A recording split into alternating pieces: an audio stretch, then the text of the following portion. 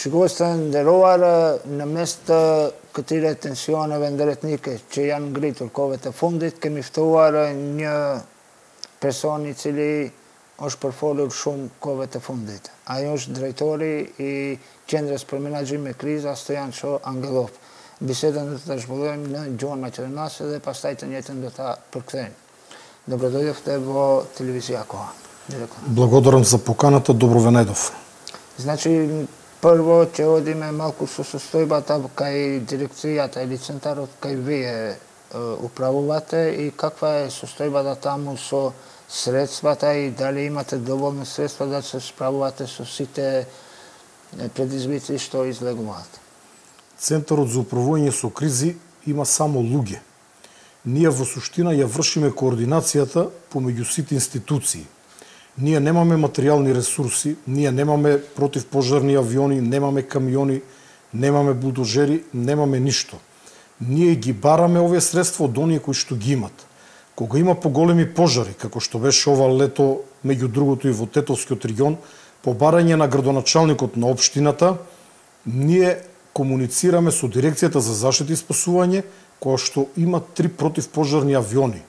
Воедно имаме комуникација со полицијата, која што имаше 2 хеликоптери за гасење на пожари и 1 хеликоптер кој што го користевме за извидување на простор, да го погледнеме пожарот од високо како изгледа и како да пристапиме кон гасење, и по потреба и хеликоптер од армијата. Ние ги координиравме леталата, како и националните сили со кои што се во рамките на Дирекцијата за заштита и спасување, каде што директор е Беки Максути, поранешен армиски старешина. Колку вработени имате во вашиот центар и каква е таму структурата на национално, значи за вработените зборам во проценти? Во овој момент Центарот за управување со кризи има околу 330 вработени, при тоа од нив 25% се албанци. Со тоа што би кажал дека во Тетово од 13 вработени 8 се албанци, во Гостивар од 16 вработени 13 се албанци, во Кичево од 17 вработени 10 се албанци, во Охрид од 6 вработени 1 албанец, во Струга од 6 вработени 3 албанци и во Куманово од 15 вработени 10 албанци. Останатите се македонци, но меѓу нив има и турци, роми, срби и така натаму.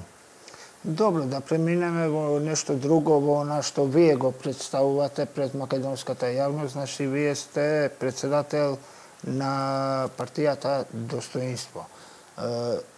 Моментално сте во коалиција со СДСМ и ДУИ, кој и Алијансата.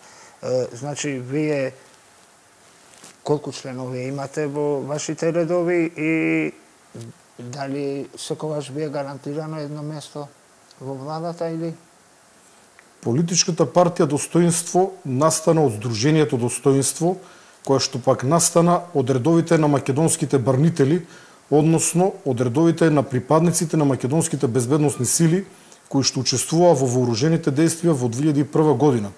Сдруженијето е формирано во 2007 година, а 2011 година пред парламентарните избори до Централното собрание на Сдруженијето донес одлука да формираме политичка партија, на која што јас продолжив да бидам председател, најпрво на Сдруженијето, а потоа и на партијата Достоинство. Од нашето основање во 2011 година настапивме самостојно на целата територија на државата и освоивме околу 9000 гласови.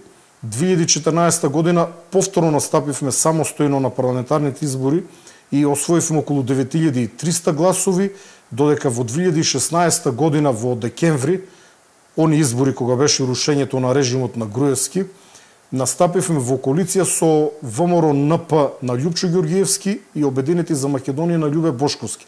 Како тројна десна коалиција освоивме нешто повеќе од 25.000 гласови, но бевме масакрирани буквално особено во третата изборна единица со неправилности, затоа што имаше огромен број на гласачки ливчиња на кои што беа заокружени ВМРО за Македонија, така како што се викаше нашата коалиција, и ВМРО ДПМН, и со тоа тие ливчиња беа направени неважечки и јас како носител во трета изборна единица за малку не влегов во собранието.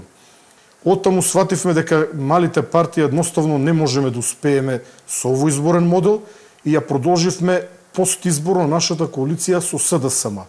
Кога се формира коалицијата со СДСМ, јас се вратив во МВР како советник во кабинетот на Оливер Спасовски.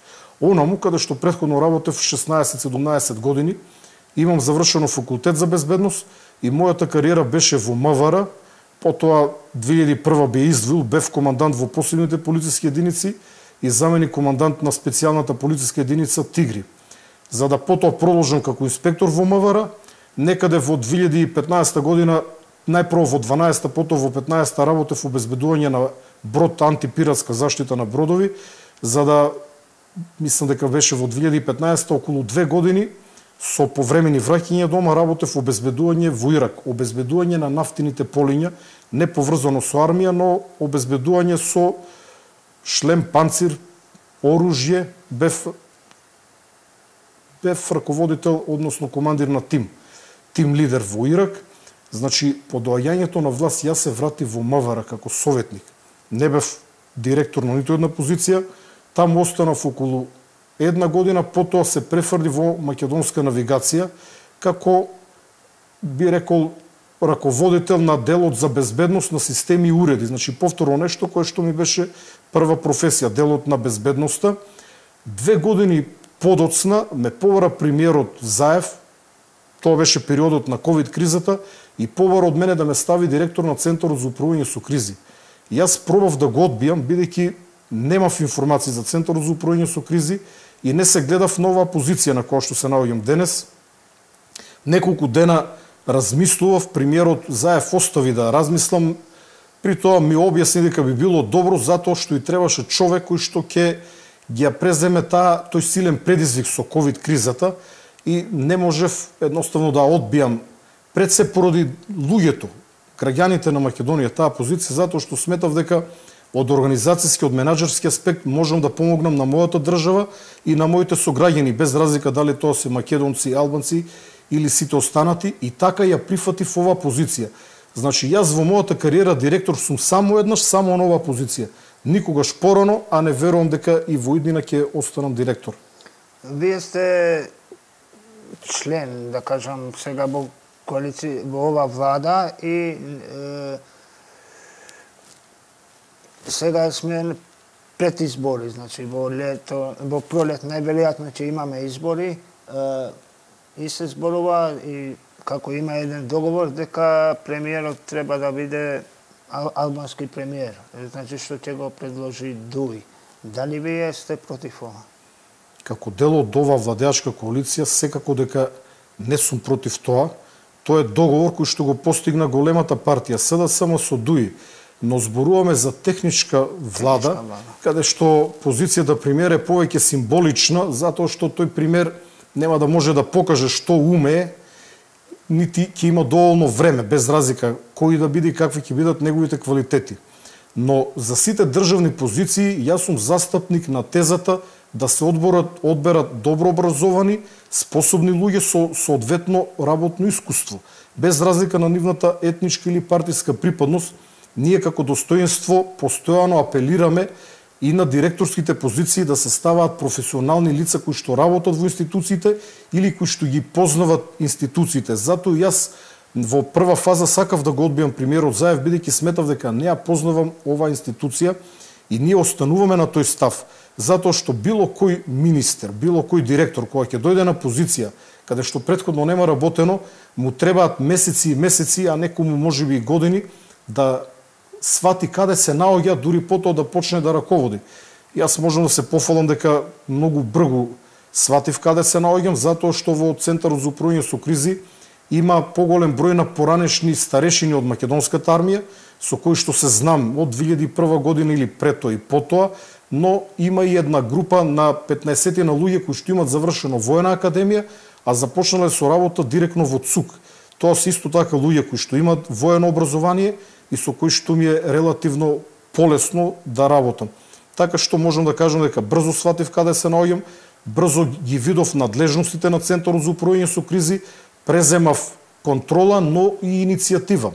Унапредив повеќе од 90 вработени, меѓу нив има и многу голем број на албанци, во суштина јас сум направив многу повеќе албанци отколку сите директори албанци пред мене. Ова можете да ги прашате вработените во ЦУК во Тетово, но не затоа што се албанци, туку затоа што сметав дека треба да бидат унапредени. Не се унапредени сите, унапредени се најдобрите. Воедно вработивме одредена бројка на луѓе во новиот сектор 112 и сметам дека го ребрендиравме Центарот за управување со кризи, се разбира со поддршка на раководниот тим внатре во институцијата, но и на сите вработени. Денес Центарот за управување со кризи е една од најпознатите и најугледни институции во државата и како директор на Центарот за управување со кризи досега сум немал никакви забелешки од аспект на етнички карактер. Со тоа што би сакал да додам дека пред мене од 2011 до 2014 директор беше мојот пријател Зулфи Адили или командант Кјуфа, поранешен командант од ДУЧК, од 14 до 16 Мутаир Максуд, 15 и 16 Сузана Салиу, од 2016 до 2020 Агром Буџаку. Па јас ќе ве прашам, јас ги почитам сите овие луѓе со Агром Буџаку, има коректна комуникација, но кажете било каков потек, било каква работа која што е завршена од Центарот за управување со кризи во нивно време.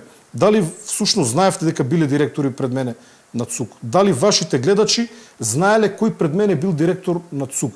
Така што на позицијата директор на ЦУК сметам дека направив максимум што можам, пак ќе повторам, благодарение на тимот во кој што се разбира дека има најмногу македонци, веднаш потоа и албанци. Во Тетово раководителот е Албанка, на што посебно сум горд, Арлинда, која што е извореден професионалец и изворедно раководи со овој огрнок на ЦУК во Тетово. Меѓутоа, освен во директорската позиција, вие сте и председател на партија. Значи, до сега Македонија променила име, променила, значи, и знаме, и сега и предстои или едно барање за промена на уставот. Кој е вашиот став во врска со ова? За почеток би додал, бидејќи не успеав да кажам, како директор имам заменик директор, господинот Екрем Зендели, кој што доаѓа од редовите на ДУИ, поранешен професор по математика, 10 години заменик директор на Дирекцијата за заштита и спасување, 3 години со него функционираме одлично и сите овие успеси се наши заеднички успеси, бидејќи неговата политичка поддршка мене лично многу ми значи. Заедно со него успешно раководиме со ЦУК, со тоа што кон него имам само една забелешка, многу се залага за етничкото, како дел од ДУИ цело време се бори за таа етничка застапеност, се бори за унапредување на албанци, дури понекогаш кога тоа не е најоправдано, тука има одредена забелешка од моја страна. Но извореден човек, добро образован, со добро искуство и многу разбран, со кој што функционираме како тандем одлично и се сомневам дека постои друг тандем директор и заменик директор или министер и заменик министер кој што имат ваква соработка, а за тоа ве повикувам, повикајте го него на едно интервју, прашајте го неговиот став. Веднаш потоа ќе одговорам на вашето прашање. Тогаш кога ние го променивме знамето, јас бев млад, сум имал можеби 19 години и сум немал никаква моќ.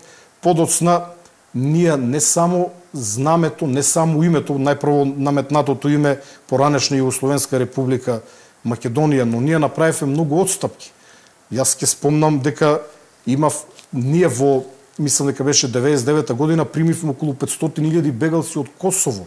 Покажавме широкоградост како народ и ние македонците заедно со албанците од Македонија, сите заедно ги прифативме тие луѓе и овозможивме овде да се засолнат на безбедно. Иако тука не се согласувам, пошто Киро Григоров сакаше да отвори коридор во тоа време за да се водат у Албанија, ама тоа е друга тема. Да, но беа овде така. Да. Останаа, беа безбедни, сите беа овде хранети, чувани, за да после година-две нам ни се случи непотребна војна, во која што загинаа луѓе, загинаа македонски брнители, загинаа луѓе од другата страна, а настрадаа и цивили од двете страни. Настрадаа, ние немаме 14 македонци кои што се убиени, настрадаа за жал цивили и од ваша албанска страна, но таа војна нас не врати назад. После војната ние направивме отстапка за амнестија на ветераните од УЧК. Како да тоа беше малку, беа амнестирани оние кои што беа офатени со така наречените хашки случаи, војни злосторства кои што никогаш не застаруваат.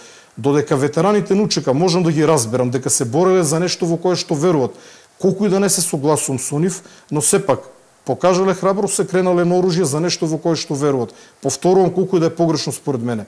Не можам да ги сватам злосторниците кои што си живувале врз цивили, собрани од улица. Дури и тие беа амнестирани, мислам, во 2014 година. Понатака... Мислам, не е баш така, пошто мора да... 2011. 2011. Не зборам сега за хашките случаи. Пошто понатака, законот за територијална организација. Треба да го спомнуваме и Люботен. Тука законот... И во таму имавме пресуда, Јохан одлежа затвор. Значи имавме пресуда, некој беше во затвор. Од другата страна немаме таков случај. Тие луѓе се шетаат на слобода.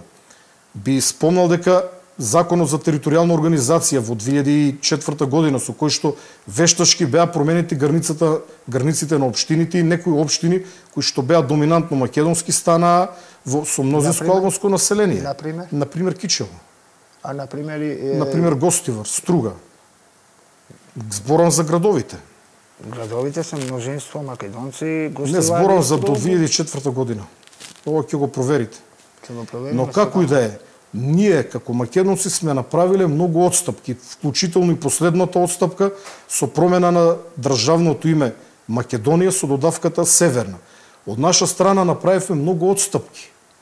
И кога ние треба да направиме уште една отстапка, некому тоа му изгледа малку, но за миг покажете емпатија кон нас македонците, иако верувам дека добар дел од албанците го прават тоа, ставете се на наше место и како вие би се чувствувале кога вие би требало да ги направите сите тие отстапки, вклучително и последната за влез на бугарите во уставот, нешто што само по себе воопшто не е страшно, но проблемот е што со тоа ние нема да решиме ништо, односно бугарите ќе влезат во уставот, а блокадата од страна на Бугарија ќе продолжи понатаму. Кој е вашиот став во врска со ова? Па јас сметам дека предлогот кој што го нуди лидерот на ВМРО ДПМН Мицковски е издржан. Бугарија треба да покаже едно мало разбирање. Мицковски. Лидерот на ВМРО ДПМН. Да. Тие побараа 3 работи. Едната од нив е одложено дејство на влезот на бугарите во уставот. Ништо нема да смени на бугарите ако влезат во уставот откако ќе станеме членка на Европската унија. Понатаму побараа неколку пресуди од Судот за човекови права од Страсбург да ги ефектуираат, да ги спроведат. Бугарија не сака да спроведе пресуди на Меѓународен суд на правда, на Европската унија, да кажам. Значи, апсурдот е до толку што тие не сакат да постапат по меѓународна судска пресуда. Зборуваме за правата на македонците во Бугарија, така што на тој начин Бугарија би покажала барем трошка добра волја, а влезот на бугарите во уставот нема да промени нешто драматично, но... Зашто сте против тоа? Значи, очекувам од бугарска страна да покажа добра волја. Веднаш потоа ќе следи новата епизода со која што тие ќе побарат измени, односно историската комисија ќе треба да се изјасни за некои личности кои што за нас се свети личности, како што е Гоце Делчев. И нешто преку кое што ние не можеме да преминеме и повторно ние, македонците, односно македонската страна, ќе треба да направиме горчлив компромис на сметка или на штета на нашиот национален идентитет. Затоа сме задоволни како, например, досега се бранат овие наши национални обележја, бидејќи се уште немаме направено нови отстапки, но очекуваме и албанската страна да покаже поголема емпатија со нас. Добро, меѓутоа, вие во последно време сте, сега да кажам, македонски патриоти и од страна на албанците имате големи преплакувања со случувањата со крстот во Попова шапка. Во кој својство бевте таму и напишавте дека ако некој се осмелува да го руши крстот, дека ќе го браните со вашите другари од 2001 година. Каква е ова ваша порака? Што сакавте да кажете? Многу јасна, дека со моите другари од 2001 година ќе го бранам крстот, но без оружје. Ние сме демилитаризирани. Сметам дека времето на оружје е минато, токму така како што кажав, но доколку некој разбрал поинаку, тоа е сосем друг проблем. Токму од тие причини наредниот ден кога отидов кај крстот, отидов со мојата сопруга, бидејќи ако отидев со мои другари, а без малку сите мои другари се учесници во војната во 2001 година, ќе пратев лоша порака. Но јас би поставил едно контрапрашање. Кога ние зборуваме за ваквите дразби кон нас македонците, оваа дразба конкретно произлезе од градоначалникот на Тетово Касами. Тој побара крстот да биде отстрнет, односно срушен. Во исто време, кога спроти крстот, имаме огромна џамија на 4 ката. Исто така бесправно изградена. А крстот во однос на џамијата е навистина со многу помал. И воопшто не смета, од друга страна се наоѓа на црковно земјиште и е составен дел на црквата. Значи не се работи за некој пособен издвоен објект. Лицемерно е и користење на двојни стандарди е барањето на градоначалникот да се руши крстот, кој што според него бил бесправно изграден, во исто време кога пола шапка е изградена бесправно. Таму имаме стотина викендици бесправно изградени, бесправно изградена џамија за која што јас не повикувам да се руши, бидејќи не сметам дека треба да се сруши. Значи тука мора да навлегувам нешто. Значи кога се работи за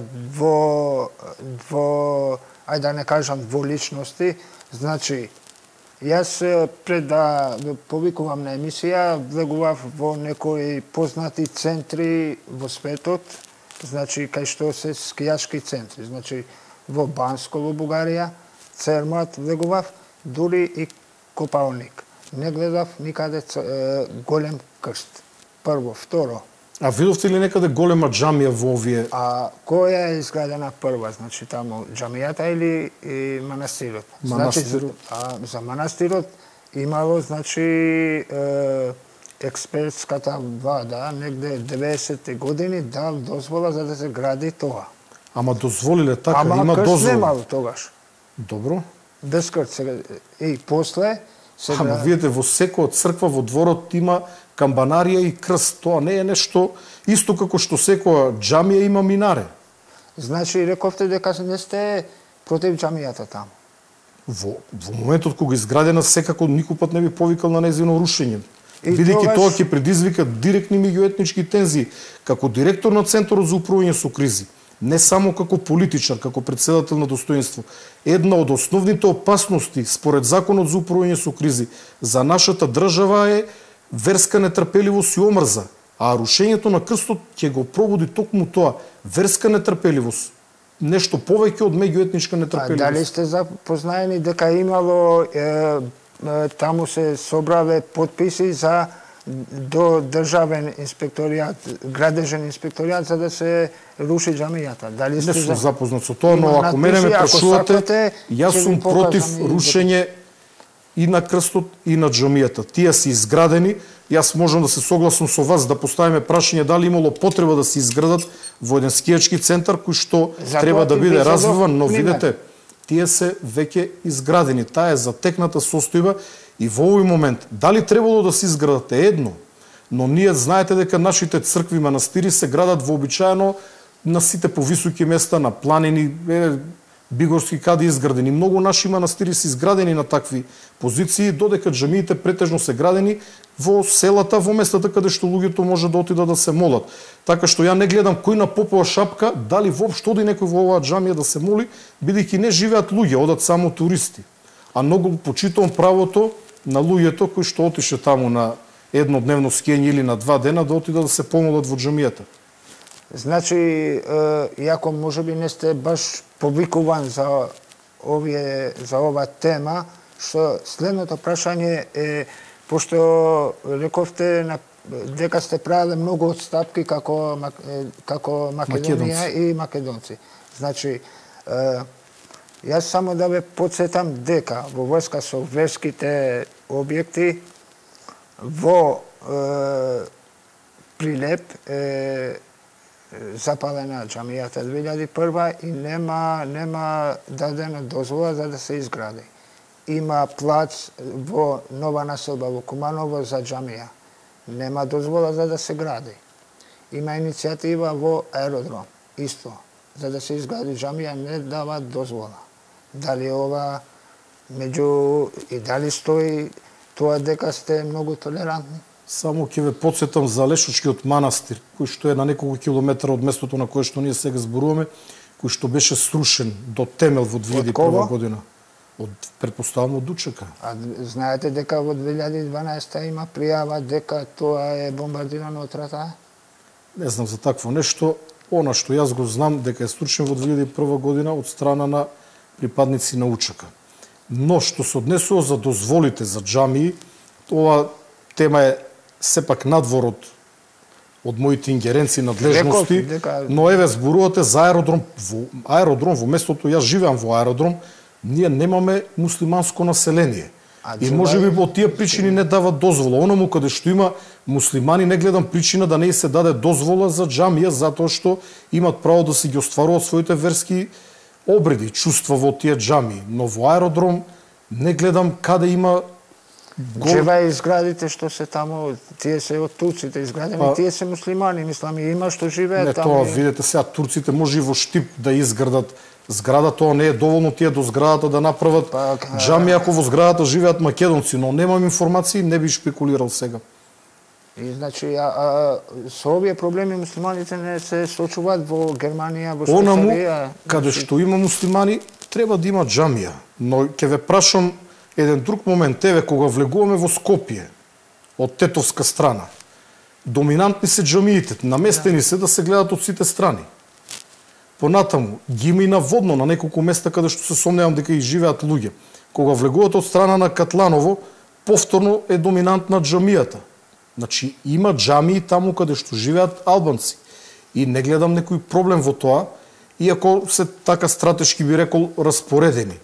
Но преку верата не смееме да тераме дневна политика, затоа го повторувам мојот став, оному каде што има муслимани, треба да има џамии, докато тоа го посакуваат граѓаните.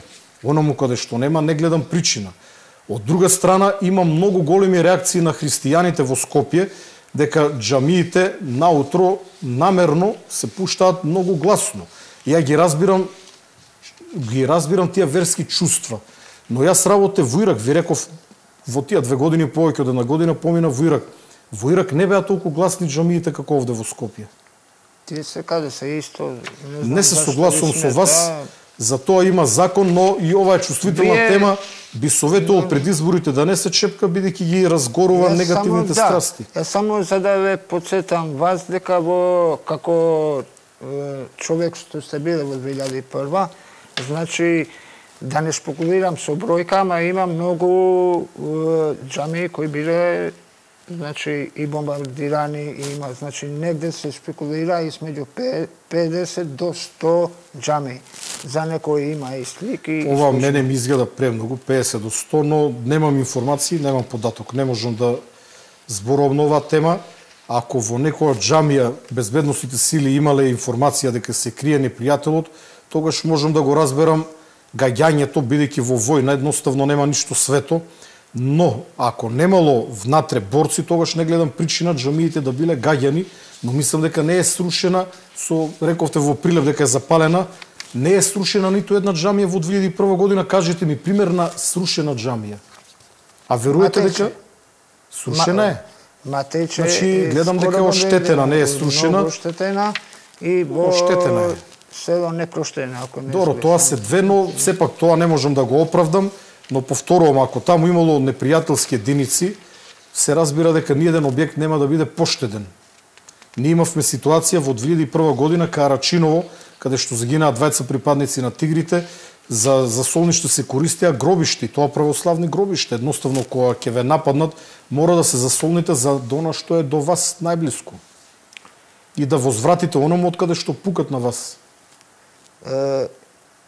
Имавме пак уште еден инцидент со знамето, исто во Папалошапај, и пак, да кажам, вие бевте први што реагиравте. Во кој својство реагиравте?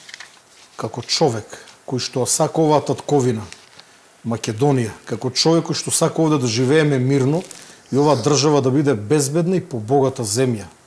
Затоа што информациите кои што излегува во јавноста беа дека е симнат од црковното знаме, иако подоцна момчето кој што го качи албанското знаме негираше дека симнал црковно знаме, јас тоа не го знам, но качувањето на јарболот пред црквата на албанско знаме е директна провокација. Тој ден беше денот на албанското знаме. Никој од политичките фактори од македонска страна, вклучително и јас, не реагираше, бидејќи делот од Македонија каде што живеат албанците беше преплавен со албански знамиња. Јас воопшто не реагирав.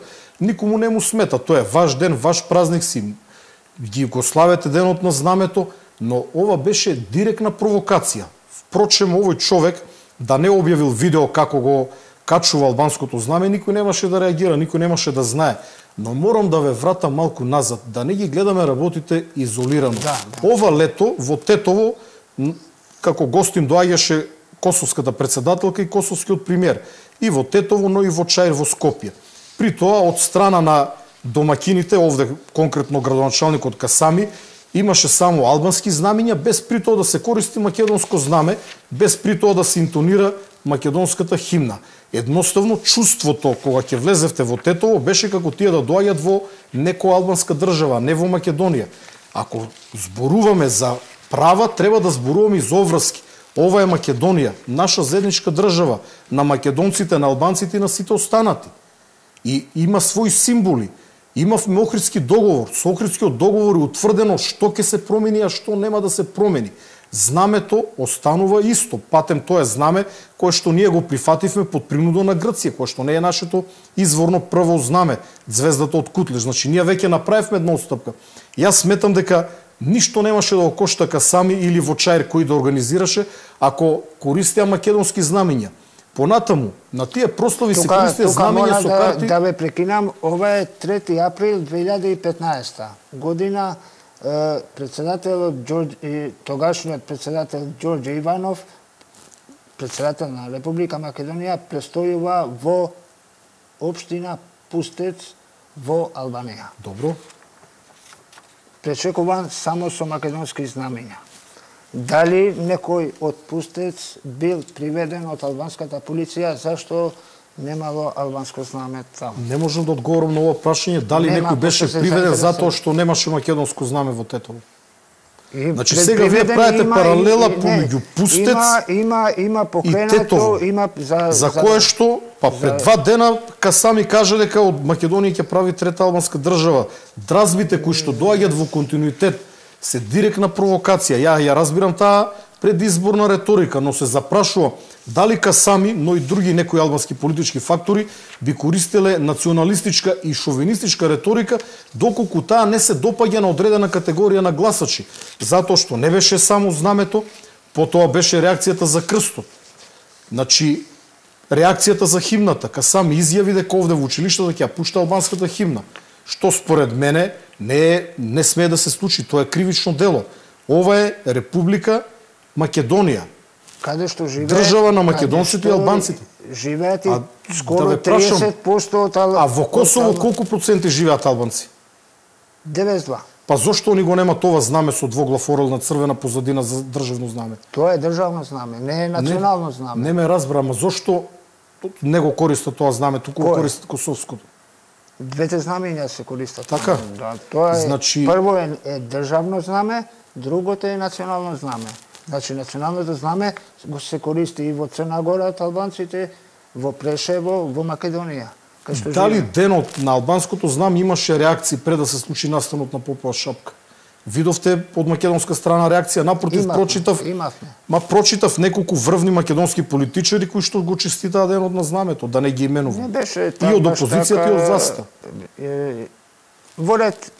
Дали имаме споменици на УЧК? Знаете дека во Чаир има споменик на УЧК во Скопје. Дали некој посегнал по тој споменик? Никој ништо нема направено. Споменик со двоглав орел на кој што го има амблемот на УЧК. Дали на останатите споменици на УЧК било кој посегнал по нив? Не е направено ништо.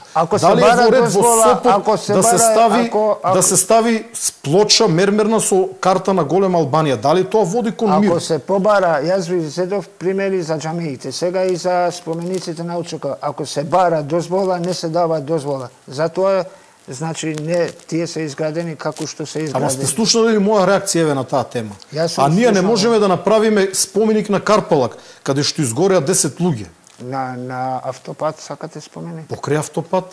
Не на автопат нема да може да мине од возилата, но покрај автопатот има место. Покрај автопатот има билборди, покрај автопат има бензински пумпи, има мотели, Така што може пократко па да биде изграден споменик. Сакавте да се навраќаме низ години, еве ќе ве навраќам јас малку како било и порано. 1968 за албанското знаме имаме 15 уапсени. 1994 за Тетовскиот универзитет убиени и уапсени. 97 за знамето Тетово Гостивар уапсени 20 градоначалници. 2023 година кога кажуваат дека треба да има соживот, имаме тројца албанци кои се повикуваат во полиција, има кривична постапка против нив за албанското знаме. 68-2023. Дозволи за како? Не се согласувам со вас. Не, апсолутно не сте во право. Како за албанското знаме? Па пред неколку дена ќе речам дел од државата каде што живеат албанците беше преплавена со албански знамења и немаше никаков проблем. Кој е повикан во полиција затоа што користел етничко знаме? Па еве случајот во Шапка и случајот во отидете во црковен двор, повторно не ме разбирате. Тоа е директна провокација. Во најмала рака да не објавил на Фејсбук, никој немаше да забележи, никој немаше да знае. Значи тоа е провокација, верувам дека е наивна провокација, но ние мораме да ги осуетиме таквите провокации затоа што ова е многу чувствителна тема. Имаме убава држава, убава земја, треба да се бориме да биде побогата држава, членка на Европската унија. Овие остатоци од минатото да ги тргнеме на страна. Вие сега ми зборувате за 64-та, заборавете го тоа. 68, 94-та, 97-та, 2001-та. Ајде да излеземе сега после емисијата ни Тетово да видам колку македонски знамења има на улицата во Тетово, колку албански. Зошто нема ниту едно македонско знаме? Ова Албанија или Македонија? Во која држава се наоѓаме? Јас, значи, иако сега мора да, пошто сум и новинари, мора да почитувам одредени правила, значи ќе земам за право да ви кажувам, да ви одговорам вака. Значи според последниот попис во Тетово, знаете вие дека не мора да се почитува баденцерото право, пошто македонците се испод 20%. А зошто се по 20%? А колку беа пред 2001 македонци? Ама зошто се по 20% македонци? Од убавини до 30. Не, ама одговорете ми колку беа пред 2001 македонци во Тетово. Јас ве прашувам вака, значи моето сега избркани се македонците, принудени се да се иселат од овде. И албанците се иселени исто. Значи ве прашувам зашто во Македонија, во Тетово треба да има многу улица на имиња и еве и булеварди, училишта и све друго за луѓе што кои еве новата генерација која треба да гледа кон идината, треба да се има име од 18 век или 19 што нема ниту една допирна точка. Тие имиња не можат да се сменат. Па имиња на балисти имаме во Чаир во Скопје. Имиња на балисти во Тетово. Но сега не можам точно конкретно да ви одговорам, ќе ви одговорам писмено да ги откријам имињата. Ама тие не се службено. Значи пошто како мислите не се службено? Па не се службено, не се користат службено. Па име на училиште е применувано каде што учат македонски деца повеќето. Со име на мислам дека беше припадник од УЧК во Чаир, сега ме начекавте неподготвена ова тема. На што личи тоа? Во школа во која што учат деца на загинати брнители, школото да го носи името на некој припадник на УЧК. Па затоа ви викам и јас. Сметам дека двете страни треба да си ги почитуваат загинатите. Мене не ми смета кога ви албанците или дел од албанците ги славите вашите загинати од УЧК. Тоа е во ред. Но тоа треба да биде направено на начин кој што не е провокативен. Може тоа да им го кажете на вашите следбеници кои ви пишуваат, значи во вашите коментари, значи ако не се согласуваат албанците со нас, нека одат во Албанија. Добро, тоа со тој јас не се согласувам. Но ги читавте коментарите под прилогот кога ме снимивте пред неколку дена на пожари, среќа што не разбирам албански, а немам време да ги преведувам. Така што видете, ние треба реториката да ја смириме. Се оградувам. Значи едно научив. Во 2001 година ние, македонските брнители, бевме надмокни. Какво УЧК, как биле јаки, со сета почит, биле храбри. Зеле оружје да се борат за кауза.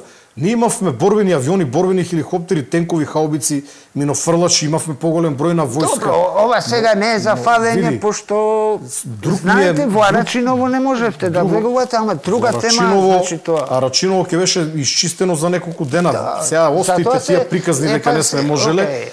Ние во Арачиново немавме причина да брзаме, беше обколено од сите страни, беа во стапица, немаше каде да бега. Но друга ми е поентата со Абедин Зимбери, поранешен командант од Дучека. Во повеќе наврати сум седел и зборувал и мислам дека тој ми укажа на еден момент кој што порано за мене беше тешко сватлив, односно не можев да го проџвакам. И во суштина, еве да претпоставиме дека во некое село каде што живеат само албанци и ние ќе ги поразиме Учека и ќе оставиме пунктови, таму ќе ставиме луѓе од Берово, од Кочани, од Штип.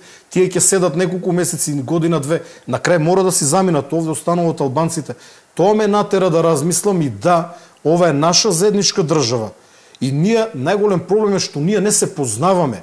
Македонците од истокот не ги познават албанците и обратно. Кога ние би се мешале почесто, кога би разговарале помеѓу себе, но кога би гледале во иднината, а да не го заборавиме минатото, затоа што за минатото никош нема да се согласиме. Ама мене ми заниме. Нема да се согласиме за него никогаш. Ми реагиравте за моите податоци во врска со 68, 94, 97. Па ти не ги знам, но како и да е, треба да гледаме во иднината, да ги тргнеме она што знаеме дека ќе го провоцира другиот. Дури и вие да сте убедени дека тоа не е провокација, знаете дека ќе делува околу провокација, важи и за двете страни, за наша страна, да не го правиме тоа. Јас зошто отидов на Попова шапка, рано наутро отидов сам, бидејќи во мојата изјава за крстот делот, каде што кажав со моите другари од 2001 година, беше сватен во милитантна конотација, иако ќе кажам дека ние денес сме невооружени. И за да не предизвикам дополнителна дразба, првиот пат отидов со сопругата, вториот пат отидов сам, да видам дали е таму албанското знаме кое што во текот на ноќта полицијата го тргнала. Патем, јас ги почитувам знамињата, јас никош нема да скинам туѓо знаме, нити да го газам. Можам само уредно да го здиплам и да го дадам на тој кој што му припаѓа, бидејќи знамето е света работа. Моето македонско знаме е свето за мене, вашето за вас. Патем во целата работа е добро тоа што вашето знаме е православен символ. Значи ние го користиме во православието и нам не ни е толку туѓо. Само нашиот е со две ореди, така. Не со еден орел, со две глави. И нашиот орел има круна во канџите, така што, но видете, не треба тоа да биде извор на етничка провокација. Дали сте спремен вие ова, кога еве искачате пред албанските медиуми, имате по-малку мека реторика, ама кога искачате на телевизиите во националните или на македонските, имате пожестока реакција. Дали тоа го правите за да придобијате гласови? А и сега, каде ти виде мека реторика кај мене? Па нели се огради? Кажав дека џамиите ви се стратешки распоредени. Кажав дека пресилно ги пуштате звучниците. Кажав дека не треба да има знамена. Кажав дека не треба да има знамена во дворот на манастирот албанско знаме. Кажав дека не смеете да го чепнете крстот. Не вие лично, сега да не ме разберете. Касами градоначалникот не смее да го чепне. Јас стоам на тоа. Крстот никој не смее да го чепне. Каде гледате вие помека реторика? Во начинот на кој што се изразувам. Што ако утре, еве, пример, има иницијатива за рушење? Ќе земете пушки и ќе одите таму? Нема да има таква иницијатива, ќе го бранам, да, со голи гради вака. А ако некој не нападне со оружје, тогаш ќе се снајдеме, ќе го браниме со оружје. Значи пак се враќаме на 2001. Ако некој со оружје отиде да руши крст, ние ќе го браниме со оружје. Јас сум во топ форма и физички и психичка, а Бога ми се уште... Значи се навраќаме на 2001. Не, ама видете, вашето прашање како е. Ама што треба сега, кога вие зборувате дека некој ќе го руши, јас што треба да кажам, па добро, срушите го. Сега, дали јас треба на вашето прашање да возвртам со контрапрашање, што со џамијата? Јас имам доблест да кажам дека џамијата не треба да биде чепната, а не срушена. Сметам дека не треба. Цело време спомнуваме дека ова е Република Македонија, треба да се почитуваат законите во Македонија, уставот и све. Така. И значи Па сега ми дојде добра идеја. Срушите ги 80 викендици bespravно изградени, срушите ја џамијата која што е bespravна, па потоа крстот. Значи, ако може се, така? Според ова логика, ако се гради тука црквата е со дозвола изградена, сами само реков. Само црквата, без крстот. Значи, ако се гради bespravно, Значи и ние ќе градиме без право, така? Ама види, кршите законот. Крстот се поставува, то не е изград. Вие зборувате како да е направена зграда. Дайте малку да бидеме по-објективни. Колкав е крстот во однос на минарето на џамијата, не во однос на џамијата? Не сметани, во Лондон има над 500 џамии, во цела Европа ги има. Дури во Лондон е и муслиман градоначалникот. Замисли Ама вие ме слушате ја што реков, дека не треба ништо да биде струшено. И замисли да е градоначалникот муслиман во Скопје, дали би го прифатиле вие? Ако победи на избори, зошто да не? Ако победи на избори, само да, сликата, граѓаните се тие кои што кажуваат, не јас. Значи не било баш така добро прифатено џамијата во Попово Шапка. Еве, јас имам многу примери, поставен темелни, на диво се гради џамија на Попово Шапка, кои иницијативи има за докај инспекторатот за градежен инспекторијат. Значи не било баш така лесно прифатено тоа. Но сега е изградена. И е таму, така. И нити џамијата, нити крстот не треба да бидат рушени. Не треба да се зборува на таа тема. Завршена работа, финиш. Вие имате иницијатива и вчера и пред неколку дена за закон за бранителите. Мислам, добивте и подршка од ВМРО ДПМН. Денес пратеникот Ковачки. Само да го завршам, да. Од партијата со која бевте противставени страни, ако утре има иницијатива за ветераните на УЧК да има закон за нив, дали ќе прифаќате? Апсолутно не. Ние нема да дозволиме да бидеме израмнети со оние кои што ја нападнаа државата во 2001 година. Во нити еден случај. Ние ја браневме нашата татковина Македонија. Ја браневме да остане цела. Пред неколку дена и Али Ахмети самиот призна, кажа дека нивната идеја била или идеал голема Албанија. Потоа сватиле дека тоа не е добро и се изрази малку погрешно дека одлучиле да бидат господари во Македонија, нешто што мене воопшто не ми се допаѓа. Ваш коалиционен партнер е, како и да. Ние не треба за 100% работи да имаме исти мислења. Но како и да е, сметам дека од албанска страна ветераните на УЧК се испочитувани. За почеток, вие албанците имате малку, би рекол, подобар однос кон вашите борци. Не знам, вие лично зборувам генерално како народ. Од македонска страна народот си ги почитува и сака своите бранители.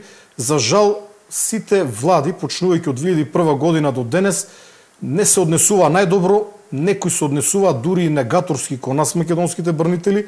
И со оваа наша иницијатива, бидејќи се работи за само 15 на семејства на се уште необештетени загинати бранители, и според моите последни информации, можеби се 5-6 ранети воени инвалиди, ќе биде затворено ова прашање во делот на семејствата на загинати на воени инвалиди.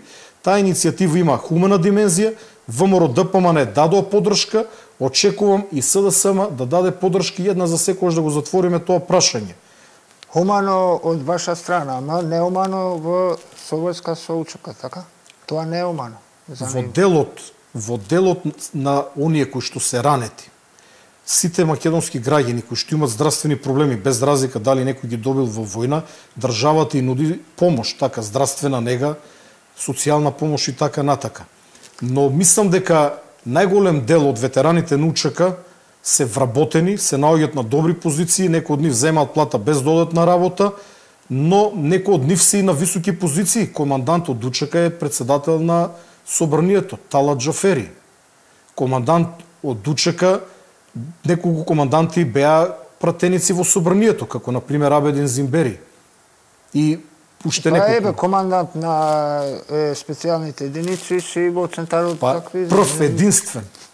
Јас сум единствен, нема втор. Ниту еден бранител нема на друга висока позиција, што е една голема неправда. Нашиот резервен кадар е фрлен на маргините на општеството, има луѓе кои што трпат за леп. А при тоа дале многу во таа воена 2001 година. Но од 2001 година треба да ја разговараме малку поотворено. Јас започнав со Абедин Зимбери еден процес. За жал, беше голем притисокот особено кон него. Јас немам ништо против, тоа го постојано зборувам и на македонските телевизии, дека ние треба меѓу себе да разговараме, бидејќи оној кој што бил во војна не сака нова војна. Јас не сакам веќе војна, треба да зборуваме за убава иднина. Но ако бидам принуден, јас сум сега поопасен од колку во 2001 година. Во која смисла? Па сум се наживеал, 51 година, не се плашам да умрам за татковината. А од каде опасноста за вашата татковина? Па нема опасност. Реков доколку се појави, а не очекувам, затоа што Вака Стојанчо Ангелов, јас не сум го слушнал никогаш кога било загрозена Македонија и од Грција и од Бугарија. Не сте ме следеле, најверојатно. Бетер сум бил, како не сте... Само не можеме со ни воено да се пресметаме. Значи тука послаба. Во Македонија војна нема да има, веќе нема кој да војува, тоа е добро и нема зошто. Ова треба вие сега цело време ко зборувам вие преку вас како водител уредник се обраќам на дел од албанците, бидејќи јас имам вработени еден куп албанци во ЦУК со кој што имам супер соработка. Значи покрај барањето права треба да знаете дека има и оврски. Ја да ве прашам во Тетово на колку места има фискални каси. Во Скопје на Пластичарска улица во пола Дуќани нема фискални каси. Значи треба да се плати данок, па потоа да се бара од државата. Изгледа добро, значи во ова влада... Да не спомнам некои големи села во околината. Ова влада... Каде што нема ниту една фискална каса. Само нешто, значи, времето 2017 се спомнуваше дека се сруши режим во Македонија. Нели беше така? Да, и го срушивме режимот. Го срушивте режимот со 50 и 60 илјади гласови албанци од Тетово и околината што гласале директно за СДСМ, за да се сруши тој режим. Какво ова влада што уште од тоа време до сега обстојува, како им возврати на нивните, на овие гласачи кои веруваат дека ќе имаат подобар живот? Кажете една капитална инвестиција во Тетово или Тетовско. Фабрика за електрични автомобили. Требаше тоа да се отвори. Приватно. Нели, ама државата даде еден куп пари за да се отвори. Не знам до каде е изградбата. Јас кажувам капитална инвестиција. Автопатиштата, кој ги работи автопатот? Кој автопат? Кој што треба коридор 10. Па уште не е изграден. Ја викам Но колку пари се дадени, го води Артан Груби тој проект? Албанец од Дуи. Јас прашувам еден капитален проект што е направен за чест на тие 60.000 гласова албанци од тоа што им дадоа и поддршка на ова влада, значи да биде, да се сруши режимот и за подобар живот. Вице-премиер во владата од СДСМ е Фатмир Битики, албанец, извореден професионалец. Ама не е капитална инвестиција, зборам нешто инфраструктурно. Ајде да ве прашам, во Штип какви капитални инвестиции има? Во Делчево, во Берово, во Пробиштип, во Струмица? Штип, сте се запрашали ли како живеат македонците во Пробиштип? Знаете дека е иселен Пробиштип, дека нема луѓе. Знаете дека во Берово, пола Берово мажите се шофери, дека нема луѓе да отидете сега во Берово. Ама автопат Штип Младиновци има добар. Тетово, Гостивар не е направен. Знаете ли колку луѓе живеат во Источна Македонија? Значи, една работа, рековме, 25% од жителите на Македонија се албанци. Тоа значи дека ако на една голема маса на слава седнат 20 луѓе, само 5 се албанци, 15 не се албанци, најголемиот дел се македонци, ки има еден србин, турчин, ром и така натака. Знаете Источна Македонија колкава е? Знаете Штип колкав е? Кочани, Виница, Делчево, Берово, Пехчево, Каменица, Пробиштип, Струмица, Радовиш, знаете дека има огромен број на население кој што живее таму. Тој автопат е само до Штип. Во Тетово од кога има автопат односно до Гостивар? 20 години. И тоа е капитална инвестиција. И повторно правиме капитална инвестиција овде со тој коридор 10, мислам беше овде, да не ги погрешам бројка. Дали има перспектива за двата народи да живеат заедно тука во Македонија? Има, значи мојата реторика се однесува на луѓе кои што се, да кажам така, понапалени, понегаторски настроени кон нас македонците. Јас познавам многу албанци кои што не се оптоварени со овие прашања. Замислите, ние во 2023 година зборуваме сега за крстот на шапка кој што представувал проблем. Зборуваме и за џамијата, не забораваме. Ама да не беше ова со крстот, кој ќе ја спомнеше џамијата, да ве прашам? Еве. Видете која година е тоа? Оваа влада, предводена од СДСМ, направи една добра работа, тоа е проектот Едно општество за сите. Сметам дека меѓуетничките односи денес се на многу повисоко ниво. И можеби ваквата реторика да распалува одредени страсти, но ние повеќе немаме тепачки во автобуси помеѓу македонци и албанци. Состојбата е на многу повисоко ниво. Јас во Тетово се чувствувам безбедно. Остава можно секој пат да се најде некој така по-распален, да кажам, шовинист, но шансите се мали. Мнозинството албанци ме прифаќат затоа што како директор на ЦУК имам помогнато на многу албанци. Не само за време на пожарите. Значи зборам вршејќи мојата функција. Пак ќе ве упатам, прашајте ги вработените од ЦУК. Во моментот, значи, еве сме при крај, само ми текна уште едно прашање. Ајде. Ненамерно, значи, ми текна. Пример, се игра утакмица меѓу Пелистер, работнички или што знам, публиката таму извикува смрт за шиптарите. Тоа е многу негативна појава која што силно ја осудувам. Не треба да го користим изразот кој што вас ве повредува. И јас не го користам. И овде можам да ги осудам, но навивачките групи, балистите како извикуваат? Тие кога играш Шкендија, може извикуваат.